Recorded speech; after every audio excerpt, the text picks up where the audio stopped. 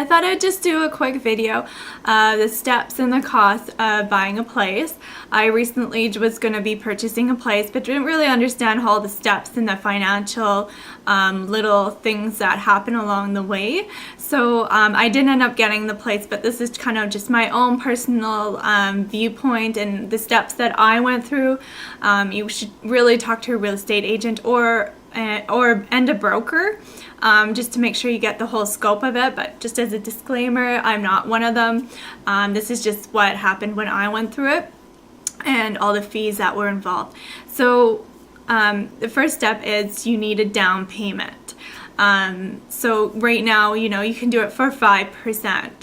And when I was going through it, you could do it for 0% as a down payment. So what happened was I went and first step is talk to a mortgage broker. They're going to have all the information. They're going to be doing a credit check. They're going to be looking at your work history, your employment history in the last 2 years. They'll be looking at your income, other sources of income that you generate, and then also your credit to debt ratio. And they'll take all that information and give you an assessment of what they think the lender will give you. So this isn't the concrete amount that you are approved for. This is just more like an assessment of all the information that you've given.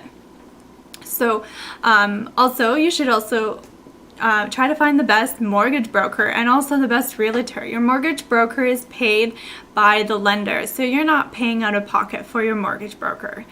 And also your realtor is paid by the seller, so you're not paying the seller or the real estate agent either. So once you go ahead and you got your assessment, go find a realtor. Go find the best realtor ever. And then have a talk with them, your location, how much you can afford, what you're comfortable to afford. Sometimes they'll give you, you can be pre-assessed at a ridiculous amount and you're like, but I really don't want to spend that much on a mortgage. Just whatever you're comfortable and you're realistically feeling good about paying that every month.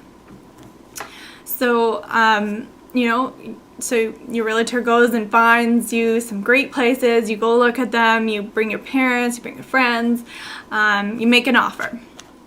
So, whether house or apartment, you make an offer, can either be counter-offered or rejected or accepted. So if it's countered offer, you guys can go back and forth. If it's rejected, then find another place or see if you want to do another amount. Your real estate agent would really have more of an insight on that as well. But just say if it's accepted. Great, the seller now has accepted the amount. So your real estate agent contacts your broker and says, here's all the information, say if you bought a condo, here's the strata minutes, and you have an option, you have the ability also to check out the strata minutes and really read those over because that's what's happening in your building. And also your realtor should also be reading it over as well, because then they'll be able to pick up things that maybe you're just not familiar with, or something about a structure of a building that they've had problems with in the past with other buildings, and so they just want to bring that to your attention. So the mortgage broker has all that information as well. They should be reading it over as well. My mortgage broker, was telling me, I don't know about this, maybe with the parkade or fees that are going to be maybe coming up in the next 5 years that you're going to have to be paying for, which is in addition to your mortgage. So just little tidbits and like that. So your mortgage broker sends all that information to your lender. Your lender has the really big veto of yes or no, or looking at your costs and saying, well, I really looking at, they can also say, well, I don't think maybe you're assessed a little bit high and this place is a little bit much for you, and so maybe they give you a different assessment amount of what they think they're comfortable with. So it just really depends. It's kind of a waiting game, and when I was waiting, I was just so anxious and nervous because it was like a week waiting to see if I got approved or not. or if the lender approved me for that amount. So it was a little bit nerve-wracking. And when I did it, he didn't like the first building I chose because of the parkade. So they said, no, this is the amount we're kind of more feel comfortable with. It's not a bad amount that you chose, but we just don't like the building. It was more the building than anything. So you know what, I just like, okay, time to look for a new building. So yeah, you could just, it's all about waiting games, but it is very, very nerve-wracking and stressful as well, very stressful. So we we went and did that, and so we just had to look for a new place. That was it, because that building was a no. So anyhow, so once, say if the lender does say, yes, you're approved, your lawyer would have put on, the contract with the seller before, subject to removal. So we accept this offer once you guys accept it. We accept it, once we look at the strata minutes, once the lender approves, once the home inspector comes through, maybe once your grandparents come flying in and they want to see this place before you fully close on it. So your lawyer, or sorry, your real estate agent would have all that information on the contract when they submit it to the seller.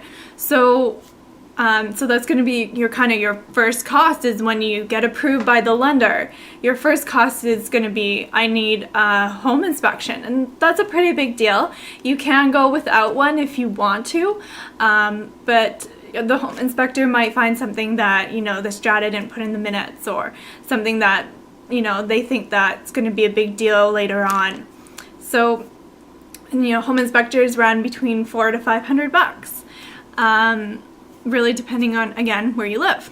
So that's going to be a first cost, home inspection. Once the home inspection is done, then great. And they like it, and you like what they're saying, and you like the strata minutes, and everything's good. So then it'll say subject to removal. Your lawyer will put a date on that, and so 24 hours after for the subject of removal, you're going to need your deposit.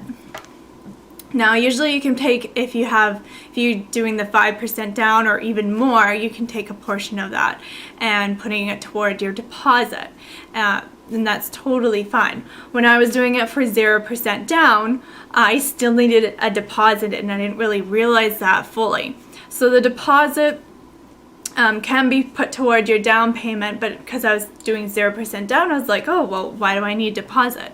Deposits also range from, I guess, city to city, and something you might want to ask just a realtor in your city, what do you expect for a minimum deposit? When I was looking in Vancouver, it was minimum $5,000. They wanted 10. I didn't have 10, but they accepted 5. So $5,000. Other places might be less expensive, but I wouldn't really count on that. But anyhow, if you had your 5% down, anyhow, you'd probably have that amount. So you go ahead and but if it's in mutual funds or like stocks or something and you don't have access to it, you really need to make sure that you plan ahead. Make sure you have all the forms you need and have access to it because it's 24 hours after subject removal. So then you'll go ahead and you'll talk to your lawyer. So you'll probably see your lawyer and make sure that, all the forms are signed and everything. So you're going to need that deposit. So, and then you're also going to be seeing your lawyer. So you have to pay your lawyer. So your lawyer fees are going to be between $1,000 and $1,500. Easy. So you got your lawyer. You also have property tax transfer or property transfer tax. So that's going to be a percentage of how much you bought the place for. I believe, and maybe you don't want to quote me on this because you really want to look at your own province, and on the government website, I believe it's like 1% for the first 100,000 and 1.5 over. I don't know. You really need to have a look and see how much that property tax transfer is. There's also going to be a municipal property tax transfer. Also title insurance and home insurance, you're going to be also be paying on that. If you do a 20% more down payment, you possibly might need an appraisal. So that's just something to also think about, because an appraisal, you're going to have to be paying for that as well. So you got your property tax transfer. You really need to look on how much percentage that is, also depending on how much you buy the place for. Municipal property tax, you're going to have to look into that as well. Lawyer fees, title transfer, and home insurance. So that's going to be just after your lawyers. If you are a first-time home buyer in BC at least, you do get some tax exemptions and some other exemptions, so you really want to just talk to your mortgage broker. Your mortgage broker will be able to lay down all these fees and what you're exempt for and what you will need to pay. But just have that in the back of your head that maybe like you don't need to pay it, but it's always best just to have the extra money just in case something happens. So yeah, those are going to be your big ones. So once that, that's probably another, 3, lawyer fees, transfers, everything like that. It does all add up. So it's just not, oh, I just have enough money for my, have a 5% down payment. Yes, but then you also have all these other fees that you have to pay at that time as well. And then plus your moving costs, right? So so you go ahead, you sign all these forms with the lawyer, you're excited, which you should be. But as long as you're budgeting for all this. And then, you have to move. You have to move from your old place to your new place and start setting up your new place. So, it all does add up, but it's very exciting. So right now I'm just starting to budget more and start saving up I have an account for my down payment, and I have that in RSPs, and then I have a separate account just for saving up for the lawyer, for any transfers or insurance I'm for sure going to need to pay. And just like moving costs and everything. So everything does add up. It's just not all RSPs. And of course you don't want to take out more in your RSPs as well, because you'll be taxed on that.